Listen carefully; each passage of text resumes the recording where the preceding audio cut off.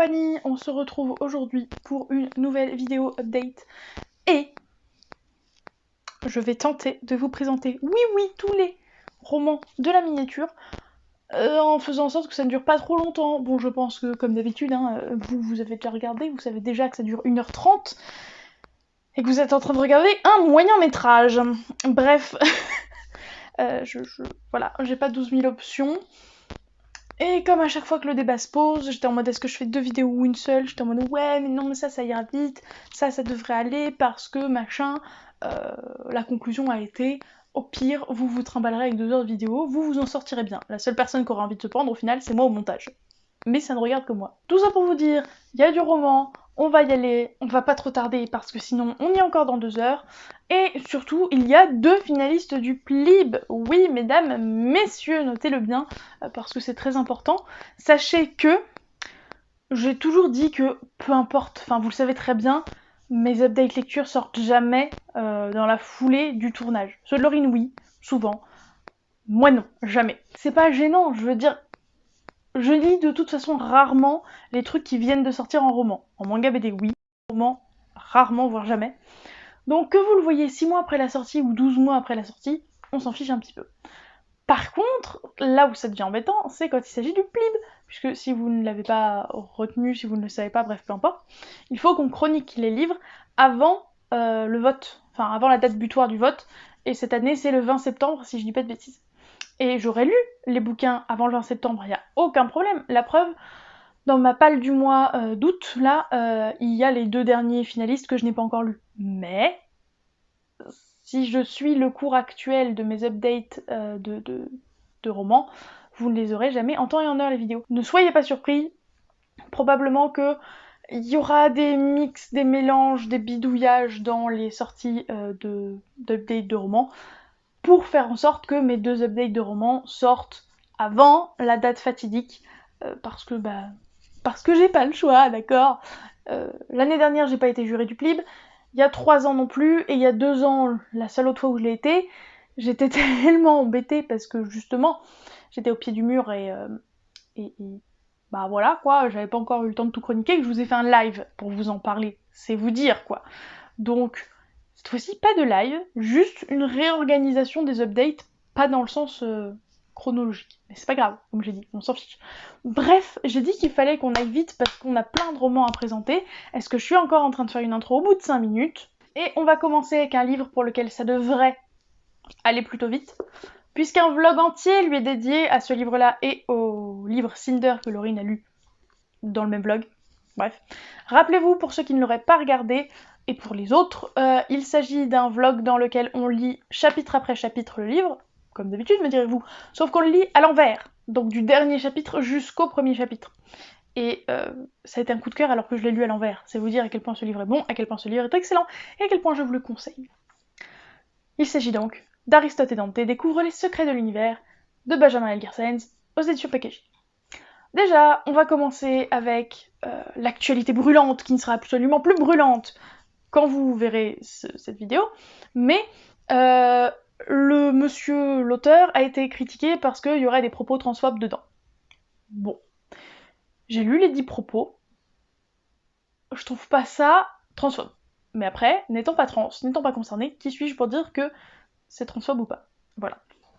Moi je trouve que c'est un peu exagéré que de dire que l'auteur est transphobe quand on a lu ça. Je me dis oui, d'accord, mais c'est pas son opinion à lui. Enfin, autant je suis pour le fait qu'on dise non aux auteurs et qu'on arrête d'acheter et de lire les bouquins des auteurs problématiques quand on s'est avéré que c'est problématique, quand ils ont dit des choses problématiques. Mais là, c'est dans le bouquin, c'est des personnages qui disent ça, et en plus, je trouve que le propos en lui-même n'est pas si problématique que ça, voire pas problématique du tout. Bref, ne rentrons pas dans le débat. Pour moi, c'était pas problématique. Sur ce, revenons à nos moutons. Le pitch de l'histoire, j'ai envie juste de vous dire, c'est Aristote et Dante qui ont des personnalités très différentes, très opposées, et qui vont tomber amoureux l'un de l'autre, évidemment. C'est une amitié qui va se dérouler en autre chose, voyez-vous. Puisqu'on a d'un côté Aristote qui est le point de vue qu'on suit, et qui a un frère en prison, et ses parents ne parlent jamais de ce frère en prison, et du coup il sait rien de son frère, et lui il vit ça comme une grosse perte, alors que ses parents, on dirait que le frère n'a jamais existé, et ils trouvent ça très curieux.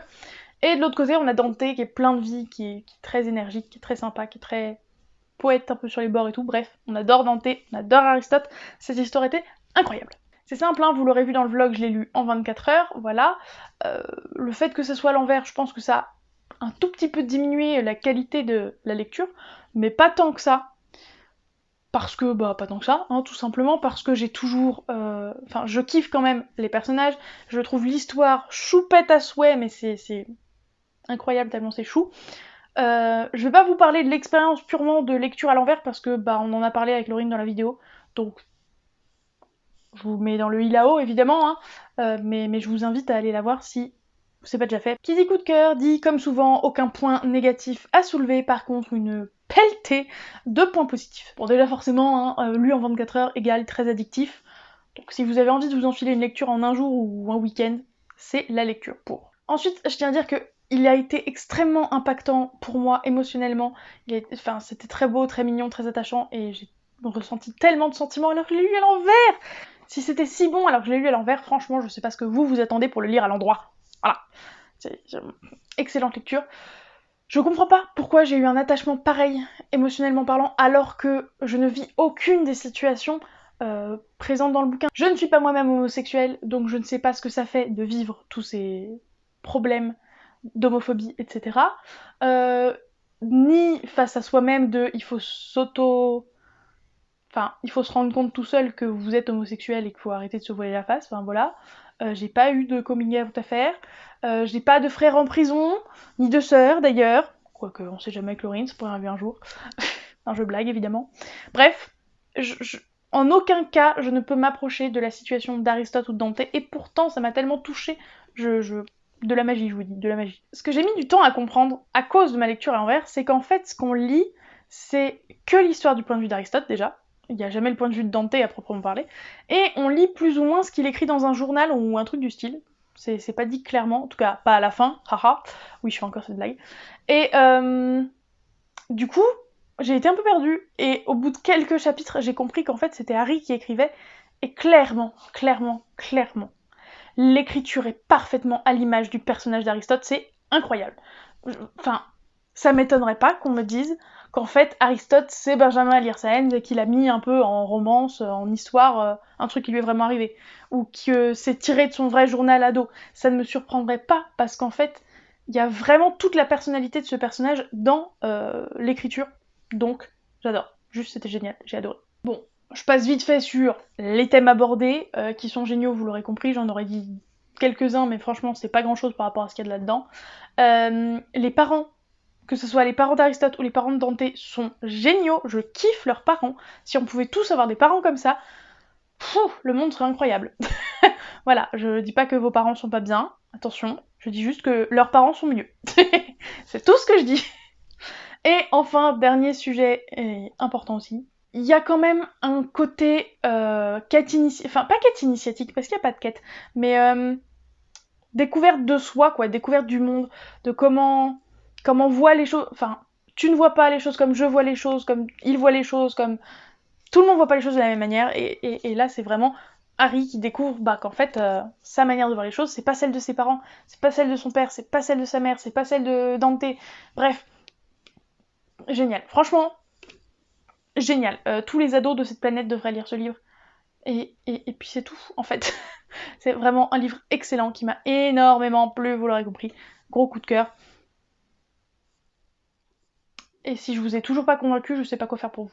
Et si vous tenez à le savoir, Laurine sera obligée de le lire. Je sais pas si elle a envie de le lire, j'espère, mais elle aura pas le choix. Parce que je suis adorable. Est-ce que vous avez envie de refaire le petit muret devant le jardin de votre maison? Vous n'avez pas de jardin? Ah, c'est embêtant. Est-ce que vous avez envie de refaire un petit muret de je sais pas qui? Parce que j'ai la brique parfaite pour vous. Phobos, tome 3, de Victor Dixon, aux éditions Pagagy, en poche. Bref, l'épaisseur de cette chose en fait. L'épaisseur de cette chose. À savoir que le beau bébé fait 830 pages. Et il me semble savoir que le tome 4 est plus gros, en grand format. Donc en poche, vous allez assommer des gens avec. Bref, le pitch de Phobos est franchement la flemme, je vous l'ai fait 12 000 fois. Donc je vous mets dans le i, là-haut, comme d'habitude, les synopsis pétés, les résumés pétés, je sais plus comment on l'a appelé, mais bref, je vous le mets là-haut. Pour ceux qui ont Flemme en mots-clés, ça donne speed dating, Mars, romance et science-fiction. Voilà, je pense que j'ai tout dit d'intéressant et d'important au niveau des mots-clés. Tome 3, beaucoup de retournements de situation avaient lieu avant. Là, clairement, le tome 3 continue sur la même lancée. Le début, j'ai eu un peu de mal. Mais une fois que t'es dedans, ça balance, ça boum boum dans tous les sens. Et moi, j'étais en mode, mais quoi? Mais pardon? Mais c'est pas possible. Bref, il y a un personnage. Si, je peux dire qui c'est, parce que même dans le tome 1, assez rapidement, on l'aime pas. Serena McBee. Je crois que rarement de ma vie, j'ai autant détesté un personnage de roman. Je précise de roman parce que j'ai l'impression, si je m'auto-analyse, que je déteste Ombrage à cause des films. Alors oui, elle est horrible dans les livres, mais j'ai pas assez de différence dans ma tête entre celle des livres, enfin je me rappelle pas de celle des livres en fait, ce qu'elle fait de plus ou de moins par rapport à l'autre. Donc voilà, mais là Serena McBee, mais je la hais d'une profondeur assez incroyable. Petit warning à ceux qui n'aiment pas ça du tout, et après je repasse à mon avis à proprement parler, il y a une fin ouverte. Il me semble, si je dis pas de bêtises, mais j'en dis peut-être, que initialement il y avait que 3 tomes de prévus, et au final il y a eu un 4ème, d'où la fin ouverte je pense. Ce qui veut dire que si vous n'êtes pas gêné par les fins ouvertes, et que vous en avez marre de cette série, vous pouvez vous arrêter là. Si vous aimez cette série, clairement, faites comme moi à continuer, enfin prévoyez de continuer, parce que moi j'attends la sortie du 4 en poche, et je crois que ça tombe aux alentours de l'anniversaire de Laurine il me semble, donc mi-octobre, en gros. Donc clairement, au plus tard à Noël, je l'aurai. C'est sûr. Sinon, j'ai beaucoup aimé. C'est pas un coup de cœur. Je l'ai donc moins aimé que les 2 précédents, parce qu'il me semble que les 2 précédents étaient un coup de cœur. Mais je l'ai quand même beaucoup aimé. Je l'ai noté 9 sur 10. C'est somme toute gage de qualité. Ce que je lui reproche, hormis les lenteurs du début, mais c'est déjà pas mal, c'est qu'on n'est pas affecté par les événements autant que je l'aurais aimé. Autant le personnage de Serena McBee est tellement bien écrit que je la hais du plus profond de mon âme, autant les événements... Vous voyez, il y a des bouquins où genre machin va se casser la jambe, tu vas être en mode oh non, machin, oh là là, ça va être douloureux, ça va être terrible, ça va être pénible pour toi, ah là là. Là, t'as des personnages, sans trop de spoil, il leur arrive des trucs vraiment pas cool. Et je suis en mode, eh, tant pis. ça m'a pas touché, ça m'a pas affecté comme ça aurait dû, et c'est un peu dommage. Je me rappelle plus si j'avais eu cette distance dans les premiers tomes, mais en tout cas, là, elle était clairement là. Je sais pas si c'est un spoil, donc, micro-spoil. Voilà, on va appeler ça un micro-spoil. Ceux qui n'ont pas peur des micro-spoils, parce que notamment mémoire passoire comme la mienne, vous pouvez rester. Ceux qui veulent absolument rien savoir du tout, aller un tout petit peu plus loin, genre une minute plus loin. Mais attention, c'est là que je micro-spoil. Il y a des morts dans ce tome. Et en fait, quand je dis que je suis pas affectée, c'est que je suis pas affectée par ces morts parce que j'ai l'impression que il y a tellement des retournements de situation dans tous les sens qu'il faut que je sois prête à ce qu'ils reviennent. À ce qu'on trouve une excuse de ouais, il est pas mort sous nos yeux, il est peut-être pas mort tout court. Voilà, donc c'est un peu ridicule. Mais j'ai l'intuition, j'ai l'impression qu'il y a un personnage notamment qui meurt pas sous nos yeux, qui ne mourra pas et qui n'est pas mort en fait. Donc clairement, du coup, je serais jamais attristée pour la mort de ce personnage-là, parce que je suis en mode, bah j'attends qu'il revienne, et s'il revient jamais, bah je serai pas en mode, oh là là, c'est triste, il est mort, parce que je serai en mode, c'était il y a longtemps qu'il est mort au final. Bref, vous avez l'idée. Du côté positif de la balance, évidemment, la quantité de rebondissements dont je vous ai déjà parlé, le fait que cette briquette est addictive quand même, et heureusement, parce que 800 fonds de page, si c'était pas addictif, je serais encore dessus. Et ce qui est un peu contradictoire, c'est que j'ai noté qu'on ressent des émotions fortes pour les persos. Donc, je pense que je voulais dire dans le sens, les personnages on les aime ou on les déteste, mais on éprouve des sentiments pour les personnages. Par contre, les événements qui leur arrivent ne nous affectent pas outre mesure. Je sais pas si c'est clair, je sais pas si vous voyez la distinction que je mets, mais les personnages sont vraiment bien écrits. C'est les événements qui les affectent, qui nous affectent moins nous. C'est donc une très bonne suite de série que je vous recommande vivement, et ben j'attends de pouvoir me procurer le tome 4, que peut-être je me ferai en lecture commune avec Laurine, qui sait, parce que je crois qu'elle n'a toujours pas lu le tome 4. Je suis même pas sûre qu'elle l'ait en fait. Après réflexion, elle a lu le tome 3 il y a pas si longtemps, mais je ne suis pas sûre qu'elle l'ait. Mais j'ai hâte qu'elle l'ait et qu'on puisse potentiellement se faire une lecture commune dessus. Même si Bah dites-moi en commentaire, mais je suis pas sûre que le cas échéant on ferait une lecture commune dessus, parce que ça reste un tome 4 et on vous a absolument pas présenté les autres tomes en lecture commune, donc je suis pas sûre que je verrai l'intérêt quoi. Et en parlant de lecture commune, je vais vous présenter un que j'ai lu en lecture commune. Oui, avec Solène. J'ai lu avec Solène Librairie Jumpers, le tome 1, La voleuse de secrets de Brenda Drake aux éditions PKJ, à nouveau, puisque c'est le format poche. Je l'ai noté 7,5 sur 10, ce qui, je le rappelle pour la énième fois, est ma note seuil de c'était bien, mais pas fou, mais il y avait des couacs. Dans les couacs, il y a notamment le fait que j'ai mélangé les personnages, je passais mon temps à mélanger les personnages. Donc mon analyse, c'est que comme je l'ai lu en lecture commune, je l'ai pas lu de la même manière que je l'aurais lu toute seule, c'est-à-dire que j'avais une autre lecture en même temps, j'alternais, il y avait des moments où je lisais pas pendant longtemps ce livre-là, du coup j'ai pu oublier des trucs. Donc est-ce que c'est la faute de l'écriture, est-ce que c'est la faute de la lecture commune, je saurais pas trop. Mais mélanger les personnages. Voilà. Donc soit c'était pas clair, soit il n'y avait pas assez de rappel au cours du livre, soit c'était la faute purement de la LC, je ne sais pas, mais je mélangeais les persos. Voilà la finalité, et c'est dommage. J'ai pas non plus été une grande fan des descriptions, dans le sens où pour moi il en manquait la masse. Je l'ai fini début juillet, on est actuellement mi-août, donc j'ai plus les détails, les tenants et les aboutissants, mais soit les descriptions étaient pas suffisamment bien pour moi, soit il n'y en avait pas assez, parce que c'était pas visuel du tout. C'était pas assez visuel pour moi, ou alors j'étais pas assez impliquée, je ne sais pas. Peut-être à cause de la lecture commune encore, même si je blâme personne évidemment, Solène. Mais, toujours est-il que je visualisais pas les endroits. Et vous savez à quel point ça me fait de la peine, parce que j'aime faire la metteuse en scène dans ma petite caboche pendant que je lis un bouquin. En revanche, ce que j'ai aimé par ici, les quelques plot twists, il y en a pas autant que dans un Victor Dixon, enfin Phobos en tout cas, clairement, mais il y en avait 3-4 et ils étaient fort sympathiques, je les ai appréciés, vous pourriez potentiellement les apprécier. Et enfin, dernière chose que j'ai appréciée, c'est l'univers et le système de magie qui était très sympa. Et c'est en vous disant ça que, comme une cruche, je me rends compte que je ne vous ai absolument pas fait le synopsis de cette histoire. Vraiment, la booktubeuse en papier mâché. Donc, maintenant que vous avez entendu ces critiques et que vous savez déjà si ça vous tente ou pas, voici le pitch. On va suivre Gianna, qui se fait appeler Gia, qui se trouve tranquillement avec ses meilleurs potes dans la bibliothèque pour travailler, je sais plus quoi, peut-être bien un projet pour la fac ou un truc du style, quand elle va découvrir un jeune homme plutôt séduisant, et le jeune homme plutôt séduisant va disparaître. Elle va s'approcher du bouquin en question, pour se rendre compte qu'en fait, eh bien, le gars a traversé le livre, et qu'elle peut aussi traverser les livres. Voilà, elle va découvrir qu'elle peut aller de bibliothèque en bibliothèque en traversant des bouquins. Parce que c'est pas fantastique. Et donc on part de là pour découvrir tout un univers autour justement de ces fameuses personnes qui traversent les bibliothèques, enfin qui traversent les livres pour aller de bibliothèque en bibliothèque. Bref, c'était sympa. Je vais lire la suite que je me suis achetée il y a pas si longtemps que ça en poche.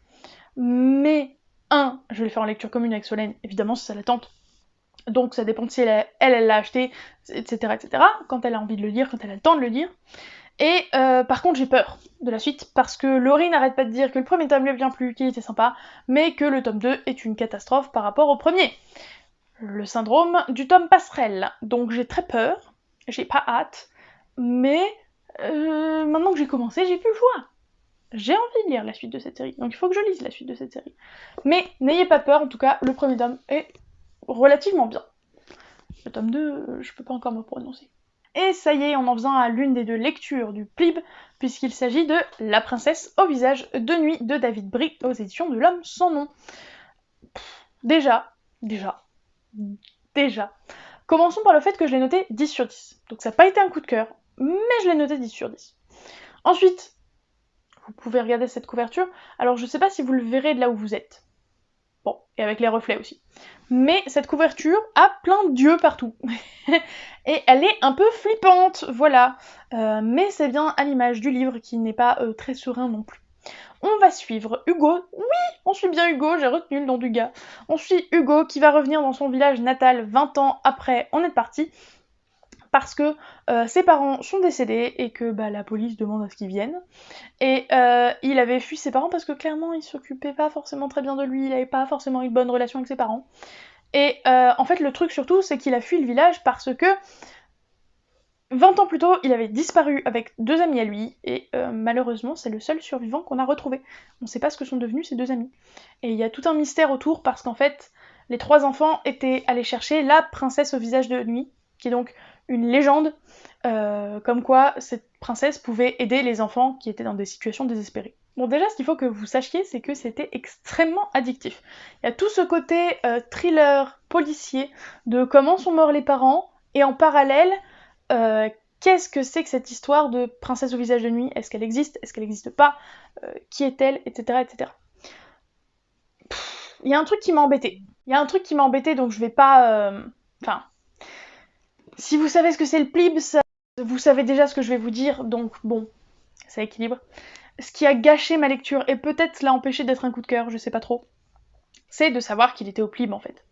C'est-à-dire que j'ai pas envie de détailler pour ceux qui ont oublié ce que c'était le plib ou quels étaient les termes exacts pour être participant du plib. Mais de savoir ça, oh là là, c'est flou, ça veut rien dire. Mais en même temps, j'ai pas envie de vous gâcher. Bon, de toute façon, je vous parle tellement du plib que vous savez ce que c'est, donc vous l'avez déjà gâché, donc je vais vous révéler ce que je voulais peut-être pas potentiellement dire, au pire zapper un petit peu, comme tout à l'heure.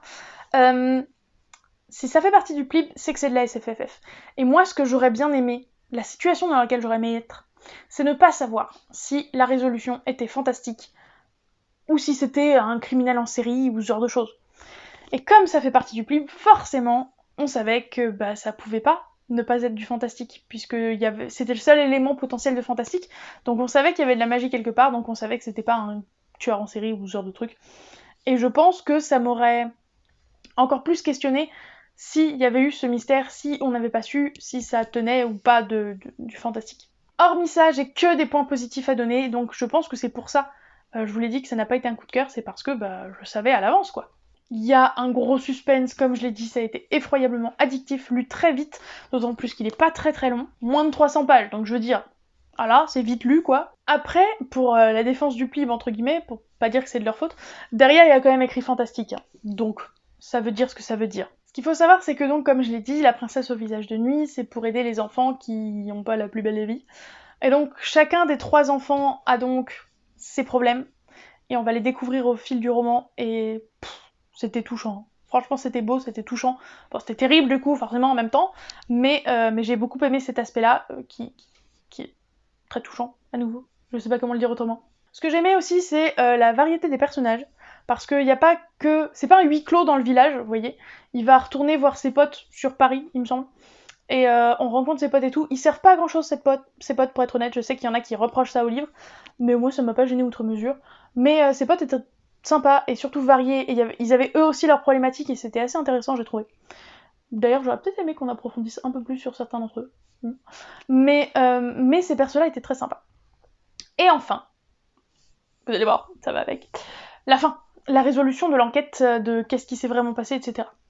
Je sais qu'il y en a plein qui trouvent pas ça cohérent, qui trouvent que ça a gâché leur lecture, que tout le reste est très bien sauf ça. Et bien moi j'ai bien aimé cette fin, j'ai trouvé ça beau, poétique, j'ai trouvé ça stylé. J'ai bien aimé cette fin. J'ai bien aimé cette fin. Je peux pas vous en dire plus, c'est une fin, comme d'habitude, mais moi je l'ai bien aimé. À l'heure actuelle, c'est ma lecture préférée du plib. Ou en tout cas, à l'heure où je l'ai lu. C'est-à-dire que après Rocaille, il y avait juste Rocaille, le princesse au visage de nuit, donc clairement, Rocaille ne sera pas mon gagnant, c'est sûr et certain. Ça sera la princesse au visage de nuit pour l'instant. Et ça sera la princesse au visage de nuit, malgré la lecture de... La ville sans vent. Et oui, j'ai lu la duologie La ville sans vent, parce que qui dit duologie dit peut être rapidement fini, surtout quand les deux sont sortis. Donc, eh bien, j'ai lu les deux quasiment d'affilée. Entre les deux s'est glissé Aristote et Dante, que vous avez vu tout à l'heure. Évidemment, au plib, il n'y avait que le tome 1, puisque ça fait partie des règles. Donc, je vous présente le tome 1, et je vous présente le tome 2 dans la foulée, sachant qu'il me semble que de toute façon, j'avais pas les mêmes choses à en dire. Petit aparté, avant que je vous fasse le synopsis et la présentation à proprement parler, sachez juste que s'il vous intéresse, faites attention en librairie. Ça m'est arrivé et j'ai eu de la chance qu'à Cultura il soit sympa, mais en gros j'avais 2 fois le même feuillet et du coup il me manquait une trentaine de pages dans le bouquin. Joie et bonheur.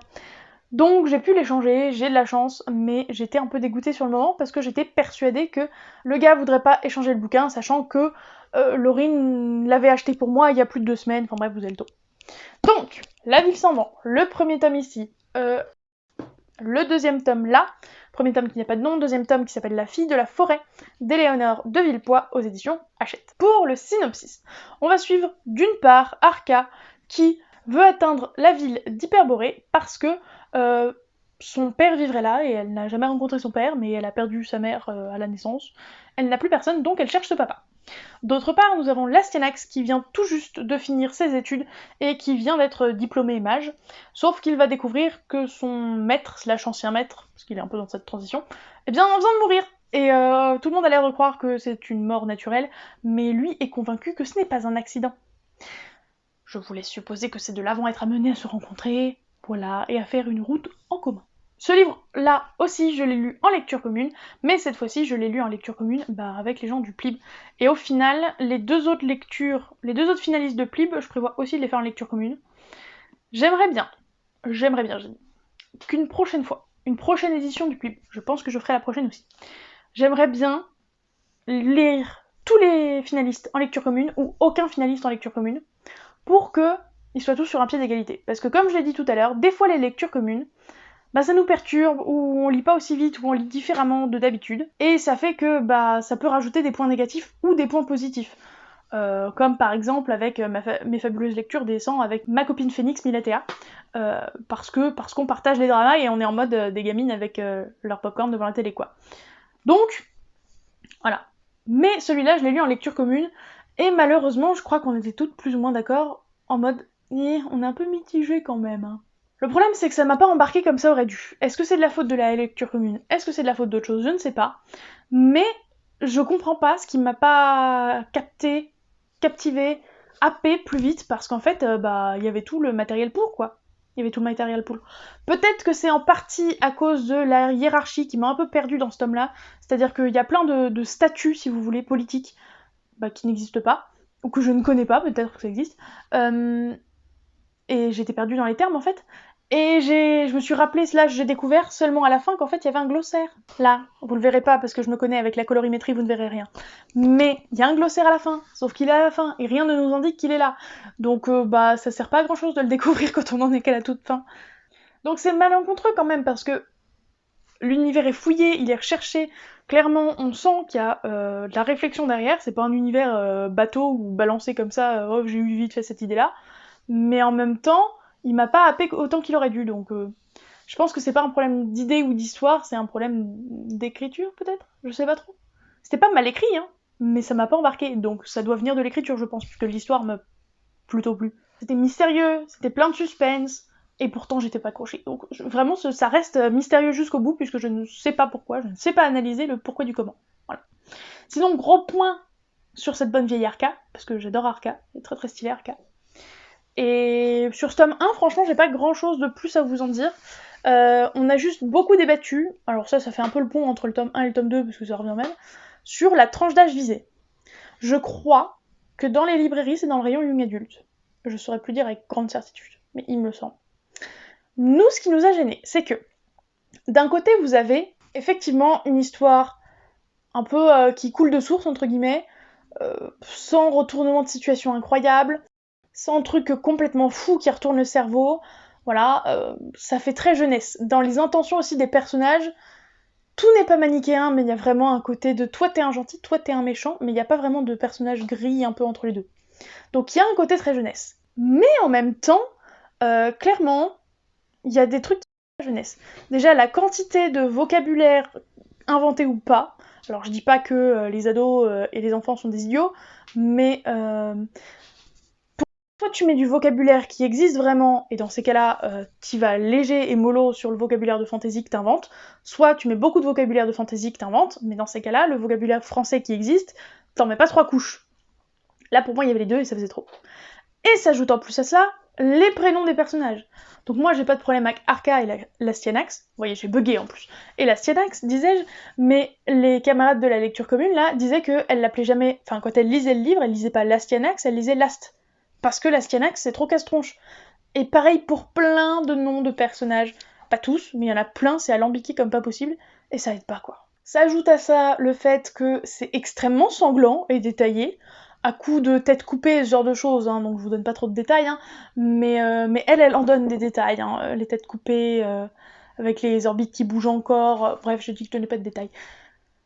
Donc bon, voilà, et quand j'ai dit ça sur la conversation, il y en a une qui a répondu bah ouais, mais bon, quand on voit la quantité d'enfants qui jouent à Fortnite, malheureusement bien plus jeunes qu'ils ne devraient, ça va pas les choquer tant que ça, voyez-vous. Je demande oui, mais, mais c'est pas censé être pour leur âge, Fortnite, donc bon, on va peut-être pas les encourager non plus, voilà. Donc je saurais pas trop vous dire sur la tranche d'âge où le placer, mais bon, pour les ados que ça gêne pas de lire un peu de jeunesse, je sais pas. Et donc, transition vers le magnifique tome 2 que, contrairement au premier tome que j'ai noté 7,5 sur 10, j'ai noté 8 sur 10 celui-ci. Je l'ai un peu plus aimé que l'autre. Notamment parce qu'il n'y avait pas l'introduction de l'univers, on le connaissait déjà. Donc, comme je l'ai lu quasiment dans la foulée, en plus j'avais pas besoin qu'on me réintroduise les événements, même si je crois qu'il y a des petits rappels comme d'habitude je les aime bien. Une des critiques que j'ai fait au premier tome, vous l'avez entendu il y a 2 secondes, c'est les personnages étaient trop manichéens. Les personnages restent dans l'ensemble plutôt manichéens, il y a des réflexions qui ne sont pas manichéennes. Il y a vraiment des moments où certains persos sont en mode... Alors je dis pas c'est les méchants ou les gentils, hein, mais certains persos sont en mode est-ce que je suis vraiment du bon côté de l'histoire? Est-ce que vraiment je suis en train de faire ce qu'il faut, non pas pour moi, mais pour tout le monde? Enfin bref, c'est très intéressant ce côté discussion autour du le bien, le mal, c'est quoi? Moi c'est une vieille série dont je vous parle souvent qui me fait me rendre compte qu'en fait les méchants pensent pas être les méchants de l'histoire. C'est Bobby Pendragon, hein, petit aparté. Et du coup, je n'avais plus besoin, moi, en tant qu'adulte, de ces réflexions sur le bon, bien, le mal, etc. Mais je pense que certains ados slash enfants pourraient, en lisant cette duologie, se dire « Ah ouais, les méchants, ils se pensent pas méchants. Ah ouais, ça change toute ma vision de la chose. » Oui, pour moi, les ados disent « Ah ouais » tout le temps. C'est pas vrai, c'est un tic de langage à moi, pas aux ados. En plus de ces réflexions manichéens, le bon côté, etc., il y a des réflexions féministes, oui, puisque il y a cette société donc qui est assez patriarcale, hein, faut être honnête, où les femmes n'ont pas accès à plein de trucs, et ça va être l'un des sujets importants de ce deuxième tome, et ça, c'est le kiff.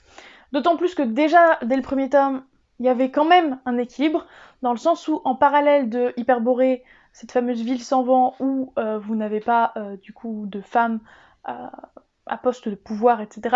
De l'autre côté, loin de là, il y a la contrée des Amazones où il n'y a que des femmes. Donc forcément, ça a équilibré un petit peu.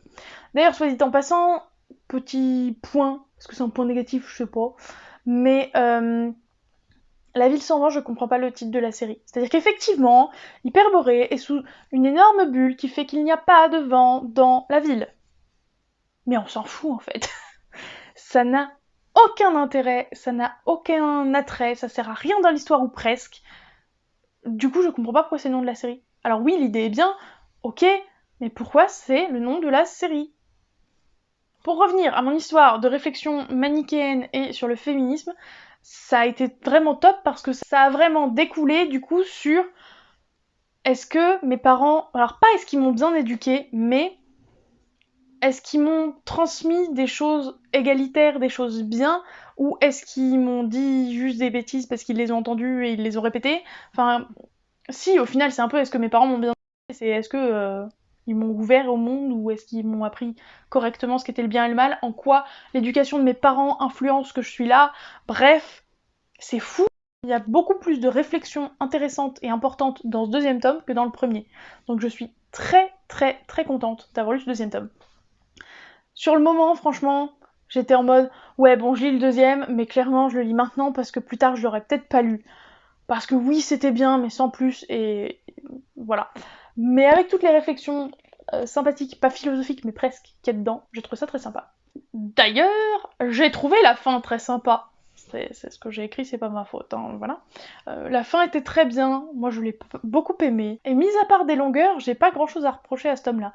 Donc, je lui reproche les mêmes choses qu'au précédent, c'est pour ça que je rajoute pas une couche de c'est pas assez immersif, machin. Mais sinon, il a beaucoup plus de points positifs, donc je me suis en train de me demander si je ne reverrais pas un petit peu à la hausse, genre 8,5 plutôt que juste 8. Je pense que je lui mets plutôt 8,5 que 8, parce qu'il faut pas un 9. Mais avec toutes les réflexions qu'on peut se faire grâce à ce bouquin, il vaut son 8,5 et pas son 8. C'est un 8,5. Je vais à présent vous présenter, vous l'avez vu dans un book haul, je sais pas il y a combien de temps, il y a longtemps je pense, Vous l'avez vu dans un book haul, disais-je, mon tout premier service presse. Wouhou! Donc, les charmantes community managers, ou je sais pas à quel poste elles sont, qui ont proposé les SP, nous ont dit on vous l'envoie. Après, vous le lisez pas, vous faites ce que vous voulez, vous le présentez en vidéo ou pas, vous faites ce que vous voulez, vous le présentez sur votre Bookstagram ou pas, vous faites ce que vous voulez, et c'est tout ce qu'il me faut pour me charmer. Voilà. Donc, ils en ont envoyé 2, m'en ont envoyé 2 à moi, 2 autres à Laurine, et j'en ai lu un pour l'instant sur les 2, et celui que j'ai lu, donc celui-là, que je vous présente dans la foulée, pas de panique, a été une très bonne lecture. Je l'ai noté 8 sur 10. Donc, voici Fantasy Show, édition pirate de Marine Gauthier aux éditions Chéri Publishing. Si vous aimez Fort Boyard, si vous aimez Koh-Lanta / Survivor, si vous êtes des vrais, si vous aimez Hunger Games, évidemment, eh bien, ce livre est fait pour vous. Il faut juste pas avoir peur de l'écriture débutante. Voilà, parce que c'est une autrice qui a écrit plusieurs livres, parce qu'on s'est rendu compte avec Laurine qu'en fait, on avait toutes les deux lu un service presse de la maison et que c'était par la même autrice, dans des styles différents, donc ça nous a bien fait marrer. Mais malgré le fait qu'elle écrit beaucoup de livres, peut-être pas beaucoup, mais peut-être bien, ouais, je sais plus. J'avais regardé sur Livre Addict, mais je sais plus. On sent quand même une écriture débutante. Je saurais plus vous le détailler, parce que je l'ai lu mi-juillet, mais il y avait une écriture débutante. Pour revenir au pitch, on va donc suivre une jeune femme qui vit dans un monde où c'est très cher d'avoir un enfant, et du coup, en général, les gens ont un seul enfant. Et ses parents, voulaient pas d'enfant, mais je crois que c'est sa grand-mère qui leur a payé une enfant, enfin leur a payé l'opportunité d'avoir une enfant, je sais plus comment ça se passe, mais bref. Et du coup, eux, ils traitent pas bien leur fille, clairement, parce que cet argent, ils l'auraient préféré pour eux plutôt que d'avoir un enfant. Et ce qui existe dans ce monde-là, c'est que malheureusement, il y a énormément de télé-réalités dont les gros prix vous permettent d'avoir une vie correcte, de pouvoir faire des études supérieures, etc. etc. C'est ce à quoi aspire Gladys, qui va donc participer à une de ces télé-réalités pour tenter de tirer le gros lot. Maintenant, revenons à la vie. Mis à part l'écriture débutante, franchement, j'ai trouvé ça très stylé. L'écriture débutante, que je sais toujours pas vous décrire, c'est un premier point. Je pense que de ça ont découlé quelques incohérences. Je saurais vous les détailler, comme d'habitude. Je l'ai fini le 12 juillet, à l'heure où je vous tourne, je crois qu'on est littéralement le 12 août. On est vendredi 13 août, évidemment. Donc voilà, je suis tentée, ça fait longtemps quand même. Donc je ne sais plus quelles sont les incohérences, mais il y avait des petites incohérences. Par contre, le reste, que du kiff. Déjà, on va commencer par un truc qui devrait pas être un de mes kiffs, pourtant ça l'est. Il n'y a absolument pas de romance. J'aime la romance, vous le savez, j'aime quand la romance est mélangée avec autre chose, même des fois ça me surprend agréablement et ça en fait des coups de cœur, c'est F-Nil, mais quand je vois que dans un young adulte, il n'y a pas du tout de romance, même pas la petite romance subsidiaire un peu dans le fond de « Oh, elle a rougi quand machin l'a regardé ». Oh, ça fait du bien. Oh, ça fait tellement de bien. Bon sang, ça fait du bien. Voilà, je ne le dirai jamais assez. Arrêtez, auteurs et autrices de young adult, même si je pense qu'il y en a à tout péter 2 qui passent par là, arrêtez s'il vous plaît de nous mettre juste une petite romance dans le fond pour qu'il y ait une romance. Soit vous voulez qu'il y ait une romance, dans ces cas-là, rendez-la importante. Soit vous ne voulez pas de romance, c'est pas votre intention initiale, et n'en mettez pas, je vous en supplie. Là, il y en a pas, c'est génial. Donc si vous voulez une romance, évidemment, passez votre chemin. Mais là, il y en a pas, et qu'est-ce que j'ai kiffé. D'un autre côté, le livre est pas très épais, donc heureusement qu'il n'y a pas eu de romance, parce que sinon, je sais pas ce qu'il aurait eu le temps de se passer. Même s'il est court, je pense pas que c'est un lien direct non plus, mais je l'ai lu très vite, il a été très addictif, parce qu'on a envie de savoir qui gagne ce fameux concours, qui va aller jusqu'au bout, qui va reporter la masse de tunas, parce que on n'est pas obligé de gagner pour remporter de la thune. Alors, certes, quand tu gagnes, t'as le gros lot et voilà, mais tu peux avoir d'autres classements, il y a une autre épreuve et tout machin, et c'était très chouette. Oh, je viens de me rappeler des incohérences, c'est bon. Genre, on nous dit que c'est la 3e édition de cette télé-réalité-là, ok. Et il y a certains passages où l'héroïne est en mode « Ouais, je me suis ultra préparée, j'ai regardé toutes les autres saisons de l'émission, Et en fait, du coup, ça colle pas. Soit c'est effectivement la 3e saison, et dans ces cas-là, bah, tu sais des trucs, mais au final, tu sais pas grand-chose, parce que t'as juste regardé 2 éditions. Soit il y a effectivement, un peu comme dans Hunger Games, eu plein d'autres éditions avant, et là, effectivement, t'as pu apprendre plein de trucs. Mais tu peux pas avoir les deux en même temps. Ou alors, j'ai pas compris un truc.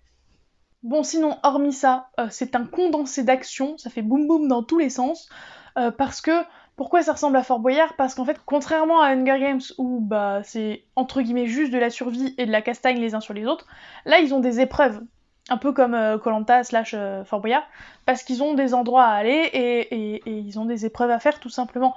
Et donc c'était très chouette de rajouter ce côté-là, parce que ça dynamisait la chose. D'un point de vue purement de la télé-réalité, ça équilibrait les choses, parce que ça permettait d'obtenir des trucs comme dans Koh-Lanta. Bref, très très sympa comme lecture. S'ajoute à ça le fait que la fin m'a beaucoup plu, et la fin surtout m'a permis d'effacer un point négatif pour le rendre positif, puisque je trouvais que ça n'allait nulle part.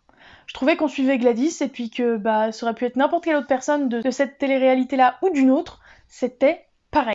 Eh bien non, en fait, c'est à la fin, seulement, entre guillemets, qu'on découvre qu'en fait, bah, c'est pas pour rien qu'on suit Gladys. Par là, je veux dire que non, j'aime pas les trucs des élus, des prophéties et tout, mais s'il s'avère qu'on suit la personne qui change tout, si c'est pas un élu, ça me va en fait. Du style, Katniss Everdeen, c'est pas une élue, elle a une prophétie dans le dos, mais c'est effectivement elle qui fait que tout change, c'est grâce à elle que tout change. Bon, voilà, bah là, ça a un sens. Alors, c'est pas Hunger Games, mais ça a du sens qu'on suive Gladys. C'est pas juste on suit Gladys pour suivre Gladys. Bref, très très bonne lecture, et ça va peut-être me permettre d'arrêter d'être frileuse de manière débile avec les toutes petites maisons d'édition, n'est-ce pas? Donc j'ai qu'une hâte, c'est de lire mon autre livre de la maison d'édition, qui est une romance FF, donc j'ai très très très très envie de la lire, mais actuellement je suis dans un challenge du Plib qui implique de ne lire que de la SFFF, donc malheureusement, ça attendra un petit peu. Par contre, une fois le challenge fini, je pense que vu l'épaisseur et vu à quel point j'ai envie de le lire, d'autant plus que ça parle de spectacle, vous savez à quel point j'aime les spectacles, ça ne fera pas long feu. Donc, encore une fois, merci Chérie Publishing pour ce livre, parce que merci beaucoup. J'espère en tout cas que mon avis vous aura suffisamment tenté pour que vous vous intéressiez au pitch et que éventuellement vous l'achetiez. Et enfin, toute dernière lecture que je vous présente, fraîchement finie d'hier soir, l'un des derniers Ariel Halls. Et oui, évidemment. Donc Peine Ombre d'Ariel Halls aux éditions 404. Je rappelle qu'Ariel Halls, c'est celui qui a écrit Les Sœurs Carmine et Bepocalypse, cette merveille qu'est Bepocalypse. Donc clairement, je me suis plongée dedans avec beaucoup d'attentes. Malheureusement, c'était moins bien que Bepocalypse, mais d'un autre côté, je peux pas avoir un coup de cœur intersidéral chaque fois que je lis un Ariel Halls, c'est pas possible. Parce que, notamment, on met du temps avant de s'impliquer dans l'histoire, parce qu'elle est plate aussi au début. Donc l'histoire commence plate et on met du temps à s'impliquer. Par contre, une fois qu'on est impliqué, c'est trop stylé. Qui dit Ariel Halls dit il y a au moins un personnage archi sarcastique, donc si vous aimez ça, foncez. Ensuite, qui dit Ariel Halls veut aussi dire archi dark. Ça n'en est pas moins young adulte, c'est comme ça que je le vois en tout cas. Mais contrairement à La Ville sans vent, vous voyez, où je me pose pas la question de c'est glauque, oui, mais c'est pour quel âge, clairement c'est pour les ados. C'est pour les ados. Ça castagne. Enfin, oui, ça castagne un peu, mais c'est pas ça le plus glauque, c'est pas ça le plus dark, c'est plus psychologiquement dark que ça l'est au niveau baston. Parce que oui, il y a de la baston, oui, c'est sanglant quand il y a de la baston, mais franchement, par rapport au truc psychologique ou au truc horrible qui peut arriver au personnage qui soit pas physiquement sanglant, sacré coup. Donc vous l'aurez compris, j'ai aimé l'ambiance dark, j'ai aimé l'univers, j'ai aimé ce côté dépressif, glauque, tout ce que vous voulez. J'ai mis tous ces termes-là dans mon avis, je voulais vraiment détailler le truc. Mais bon, comme je l'ai fini hier, j'avais encore en tête, enfin j'ai vraiment des images encore en tête du livre, donc c'est pas problématique. Vous l'aurez donc compris, je viens de le dire, c'était très visuel en fait, voilà, c'est une petite clacasse, voilà. Et c'est tout ce que j'ai écrit sur mon carnet, parce qu'en général, j'ai du mal à écrire vraiment tout ce que je pense dans la foulée de la fin de ma lecture. Par contre, 2-3 jours après, des fois, je rajoute des détails en mode « Ah, j'avais dit quoi sur tel bouquin ? Ah, mais j'avais pas écrit ça, rajoutons ça ». Donc là, vous aurez pas vraiment à proprement parler ce recul de quelques jours, mais si je vais essayer de rajouter des choses par rapport à ce que j'avais écrit, je peux rajouter le fait que j'ai bien aimé la variété des personnages, quoiqu'au début on a un peu du mal à se rappeler qui est qui, ça finit par venir. Il y a beaucoup de suspense aussi, parce que on suit en parallèle le présent, à allez, 80% du temps, et une fois de temps en temps on a des chapitres sur le passé parce que les personnages qu'on suit ont tous été ensemble dans leurs études, et je me rends compte que je vous ai pas fait de pitch. Ah, il y avait toujours le marque-page dedans. Bon, vous aurez le pitch à la fin de la vie comme tout à l'heure. Donc les personnages ont fait une partie, enfin, ont fait leurs études ensemble, ont vécu ensemble dans un château, je crois que c'était, et il va y avoir 2-3 drames, et on va découvrir au fur et à mesure qui sont les coupables du drame, pourquoi, etc., etc. Donc il y a un côté mystère dans le passé, et il y a un côté aventureux dans le présent, en fait, qui est très très sympa, qui m'a beaucoup plu. Et c'est pas une claque comme l'a été Bépocalypse, évidemment, mais ça reste un livre que j'ai noté 9 sur 10, donc je vous le recommande vivement. Et puis on peut parler de cette couverture qui claque quand même. Conclusion, les lectures que je vous recommande le plus de cet update, c'est Aristote et Dante découvrent les secrets de l'univers, si vous êtes plutôt romance ou en tout cas que vous n'aimez pas la SFFF. Si vous aimez la SFFF, là il y a quand même plein de très bonnes lectures. Donc Pénombre si vous aimez... Enfin, peine, ombre, pas pénombre. Vous l'avez le jeu de mots. Si vous aimez tout ce qui est dark, glauque, etc., etc. Si vous êtes plutôt dans une ambiance Hunger Games, tout ça, Fort Boyard, Survivor Koh-Lanta, eh bien évidemment que je vous conseille Fantasy Show édition pirate. Et si vous êtes plutôt romance et science-fiction, je ne peux que vous conseiller la série Phobos, dont les 2 premiers tomes, je le rappelle, ont été des coups de cœur. Sur ce, j'en suis à quasiment 1 heure de tournage, j'espère que vous n'êtes pas mort d'ennui, littéralement, derrière votre écran. J'espère que cette vidéo vous a plu, que je vous ai tenté avec des livres, un ou plusieurs. N'oubliez pas de mettre un petit pouce en l'air et un commentaire, je vous fais de gros bisous, je vous souhaite d'excellentes lectures, et je vous dis à la prochaine. Ciao!